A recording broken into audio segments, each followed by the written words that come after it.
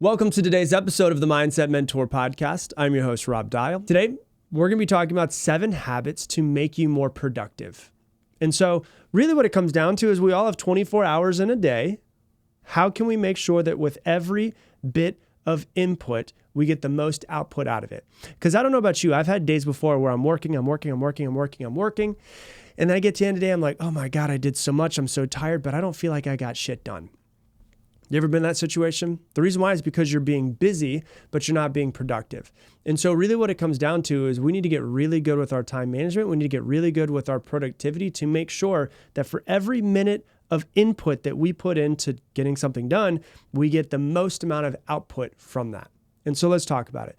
The first tip that I'll give you, and this is really important psychologically, is to start with small wins first thing in the morning. Reason why is because action creates action. And when you start to get momentum on your side, it's easier to follow through with more momentum. This, I will be fully honest with you, I used to call bullshit on, and then I started doing it and I realized it helps me out a lot. And so I used to think that it was so stupid to make my bed because I didn't spend any time in my bed except for when I was sleeping. And I don't spend any time in my room. I'm always gone, or I'm at the office, or I'm working, or I'm somewhere else. So what's the point of making my bed? Really didn't mean anything to me. And then I heard from Marines, and I've heard from successful people, the importance of having this small win of making your bed, of doing something that you didn't want to do and cleaning up your space and finishing the act of sleeping. And so started doing it. And I started noticing it felt like I had a little teeny tiny bit of momentum on my side. So I had this little bit of momentum and it started to carry through the rest of my days. And so really what it comes down to is how can you start with small wins in the morning? The first win that you can have in the morning, even before making your bed, is getting out of bed when your alarm clock goes off. That right there, if you don't go back to bed, is a win. If you go back to bed, it's kind of a fail. You start the day off in the wrong foot. So the alarm goes off, you get out, boom, that's a win. You make your bed, even if you don't want to, boom, that's a win.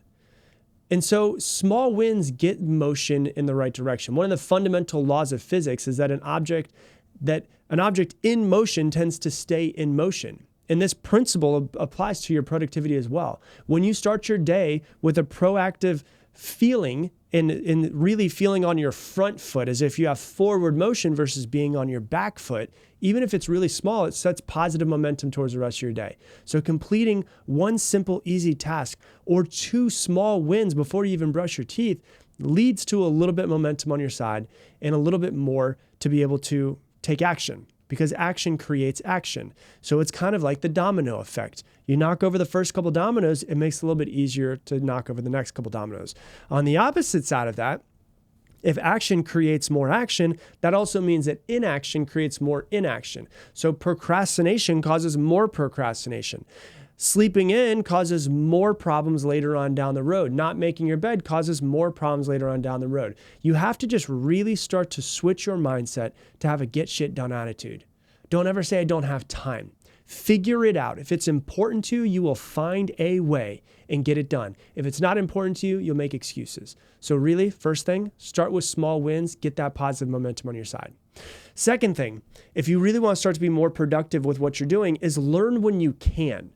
So I have time in the morning where I do read, about 30, 45 minutes. Sometimes it's an hour, depending on how much time I have in the morning.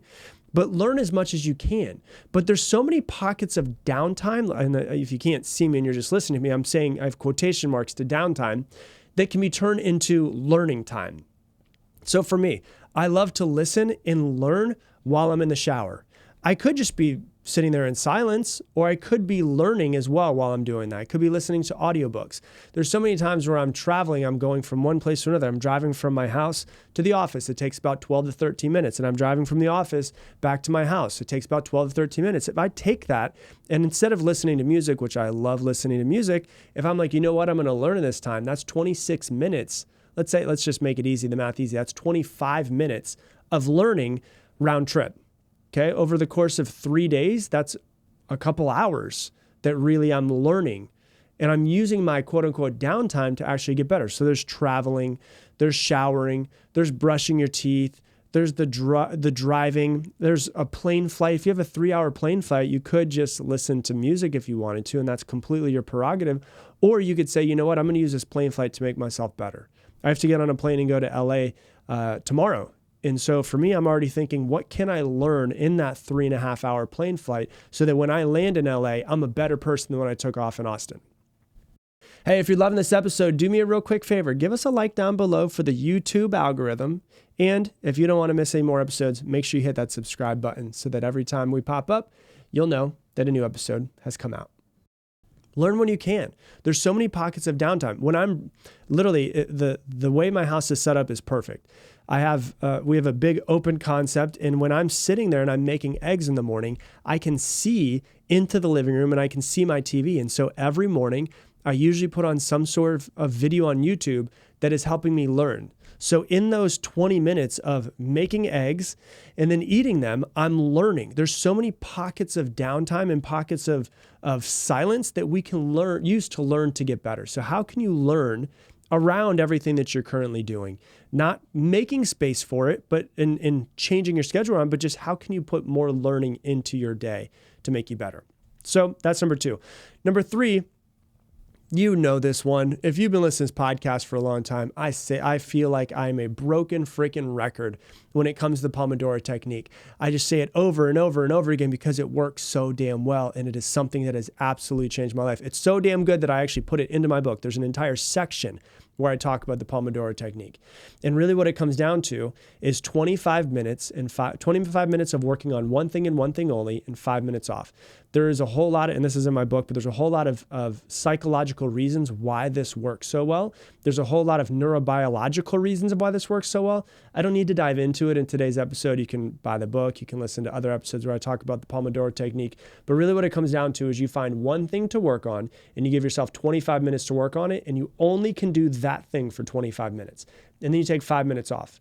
Let's say that you're creating a big presentation though for something that you have to do at work tomorrow, and you know it's going to take you longer than 25 minutes. Well, then what you're trying to do is work on that for 25 minutes, take 5 minutes off, continue working on it for 25 minutes, take 5 minutes off, and then continue working on it until it is done, 25 minutes on, 5 minutes off, 25 minutes on, 5 minutes off, until that presentation is completed. But really, there's a lot of reasons why it works so well. But in your 5 minutes off, one of the biggest keys that I can't leave out that you need to do is not look at your phone. Don't look at your phone. Okay. And the reason why I don't want you to look at your phone is because of the fact that your brain is highly focused when you're getting work done. And when you're looking at your phone, your brain and your eyes are in what's called convergence. So it's a vergence eye movement, and it doesn't allow your brain to get off of focusing. And so there's no rest. The same way that when you work out really hard, after each set, you need 30 seconds, 60 seconds, a minute, 2 minutes off, whatever it might be. It's the same thing where it's like, it's a set and then it's a break, and it's a set and it's a break. And so what you want to do is either close your eyes for 5 minutes and just exist and simply be there, or go outside, go for a walk, stare off into the distance, give your brain a little bit of a break. So that's tip number 3, is the Pomodoro technique. Tip number 4 is something I've never heard anybody else say. It's just something that I did with myself, is to start energy planning. So I've noticed this in myself, is that one of the most important things throughout my day is my energy. And I noticed that at different points in the day, I have a lot more energy, and at different points in the day, I have a lot less energy. And so really what it comes down to is knowing when your energy is at its highest, knowing when your energy is at its lowest, and then working from there. And so for me, like, I know how my energy works after years of going through this, and I plan my entire day based off of how I know I'm going to feel majority of the time in those hours.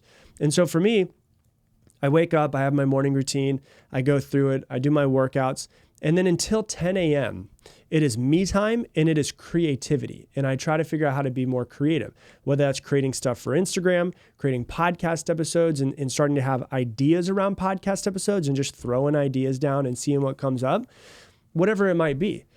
Things for my business where it's just, I allow myself to be creative until 10 a.m. because I feel like my brain is creative at that time. That's just me. That's just anecdotal. So you have to really figure out what works for you.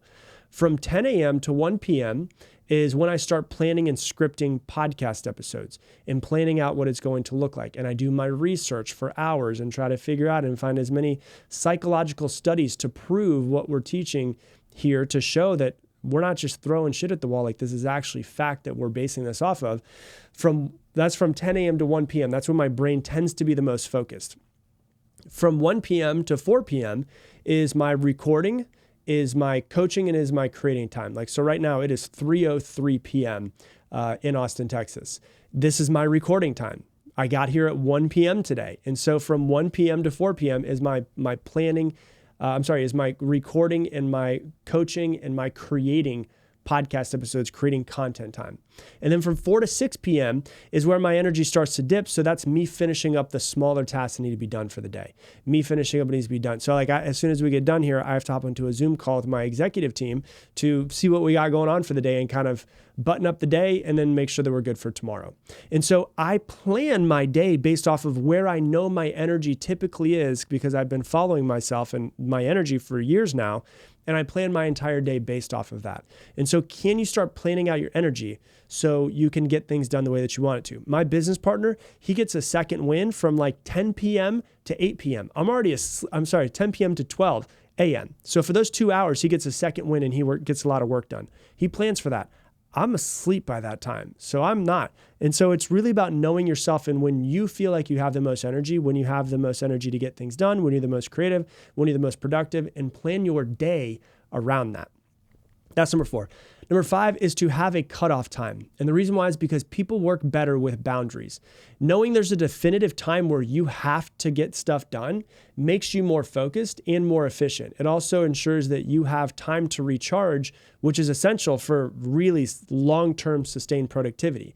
And so have a cutoff time. Like for me, like I said, 6 p.m., 90% of the time, I'm completely done. Now, last night, I had to break those boundaries just simply because I had somebody interview me on their podcast at 7 p.m. I had to do it. It was just the way that it was. It just worked out in the time frame that we had based off of my schedule because I'm traveling starting tomorrow. And so it just had to be done. But that's fine. But knowing that there's a boundary and there's a time when things have to be done, like for instance, I'm leaving tomorrow to go to LA, I have to have a lot of stuff done this week. And so knowing that there's a cutoff time has given me a little bit extra pressure of making sure that I get things done. And so when you know that you only have until 6 p.m. to get something done, it gives you a little bit more pressure to get things done and to make sure you get it done the way that you need to.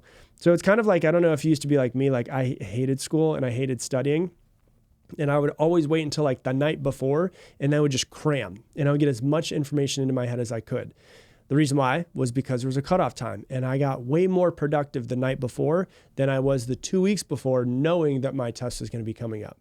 And so try to have some sort of cutoff time. This is something that I got from the book, The One Thing, that Gary Keller wrote. And Gary Keller's a multi-billionaire. So I figured, hey, if a multi-billionaire says it's a tip to being more productive, maybe I should take it. And so it's definitely helped me out.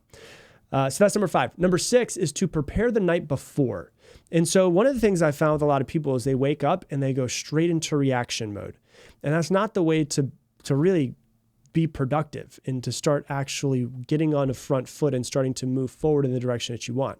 And so at the night before, give yourself 5 minutes, get out a journal and look back on how today was for you. How was today? What did you do well? What could you improve upon? And then what you do after you look back on today is you look forward on tomorrow and you prepare each morning. You visualize your day. You prepare of what you want your day to look like. And so instead of just going to bed, waking up and being in reaction mode, you wake up and you already know what you have for today. You already know because you planned it the night before. If you know that you want to go for a run in the morning, well, instead of just like making yourself wake up and then get ready, why don't you prepare the night before? How can you prepare as much as possible? You know, if you want to wake up in the morning and go for a run, but you know you have to have a cup of coffee before you go for a run, well, let's start to plan ahead. Let's start to think ahead of this and say, okay, well, I could go ahead and I could go on Amazon. I could buy a coffee maker that's on a timer. I could put all the grains inside of it and it automatically turns on at 5:45 because I know I'm going to be up by 6.